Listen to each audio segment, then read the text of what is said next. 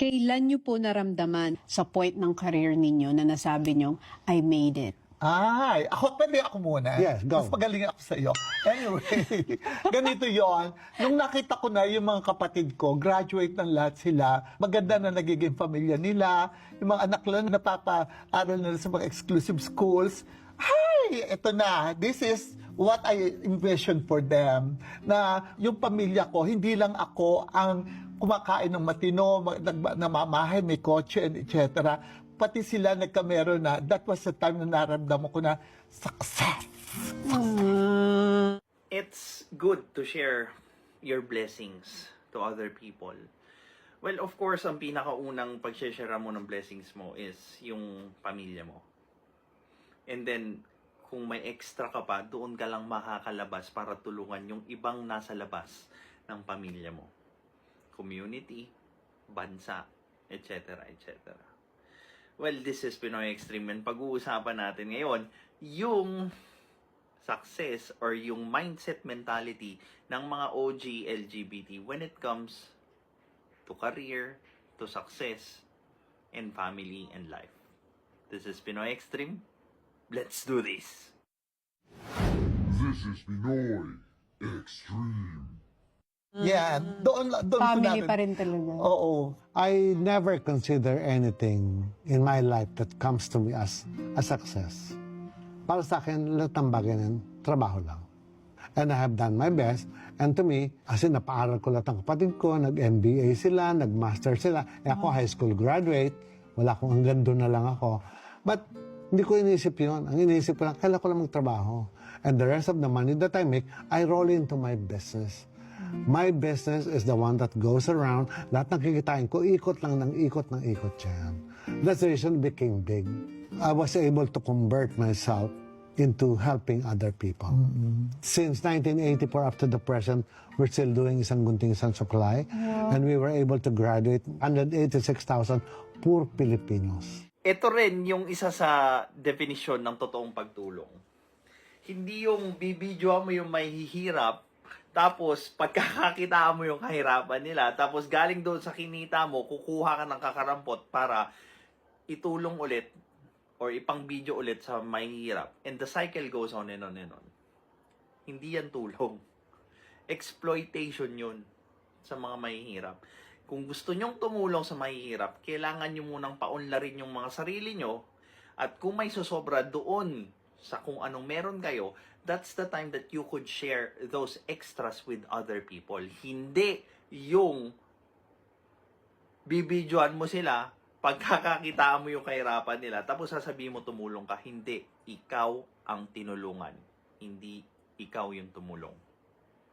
Na nagka-livelihood. Na nagkaroon ng hanap buhay, napaaral yung mga anak nila, nagkabahay sila. Then nag-focus ako sa mga batang may cancer. Meron akong center na I call it Child House. We take care of children who have cancer.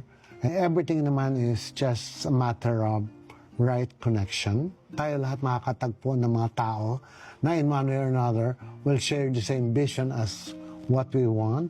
At pag nabuo yun, it's going to become very, very big. Kaso ang problema kasi sa Pilipino, ang gusto nilang connection, yung mga tropa na wala namang inambag sa paglago nila sa buhay nila.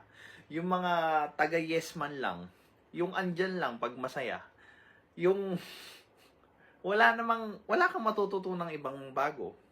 Literal, pang tambay na tropa lang. And yun yung kulang kasi sa Pilipino ngayon. They cannot cut off people who doesn't share their vision with them. Kasi, because of external validation na kinukuha nila doon sa mga taong pupuri sa kanila pag nanlibre sila ng alak, pag nagpakain sila, etc. etc. Kaya ang ending, mine-maintain nila yung mga tao na yun para lang may pang-feed sila ng ego nila. And that's going to cost them in the long run.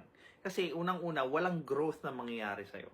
Yes, you will feel good, but again, wala kang matututunan sa kanila. Hindi sila uunlad sa mga sarili nila, wala silang ibang magiging koneksyon, wala silang ibang maiaambag, kundi yung pakiramdam or saya or ganda ng pakiramdam. I'm always the one that starts everything in the beauty business. And I remember in 1970s when people doesn't know how to color their hair, the only way to color the hair is when the hair turning gray. Bidyan lang in that time para paitamin lang yung buhok. I was already having Chicky Holman, Oo nga, di ba nasa yung crazy colors? Different colors of crazy colors. Oo. Red, white, and blue na mukhang parrot sila. Oo. Wala sila, Pops Fernandez, all of them. All of them started with me. Tapos after 6 years, pinauso ko naman yung crazy curls. Diba, ibang klase ng curls. Sa iyo, yung crimper ba yun? May Yung- crimper, may zigzag, Oo. may kung ano-ano. Model ko sila Ami Perez, sila Nadia Montenegro, all of them. Naging sikat ng gusto. After that, the biggest thing that happened is the rebanding. Yun introduce ko yan. Kayo nga po pala I started that. Dati wala pang plancha. Wala. So pinag-aaral kami niyan, pinag-aaralan namin sa Hong Kong ng friend ko. At that time, only curling iron. Sabi ko, let's go to China. Hinanap namin factory ng curling. Can you do this? Can you do that to plait the hair? Inaral-aral, after 2 months, nakakita ng plancha, nagawa. Kung pinapatent ko pa rin, bilyonaryo na ako ate. Wow! Wow! Ito yung babasag sa notion ng mga tao na, if you didn't finish college, wala kang pag-asang umangat sa buhay. No.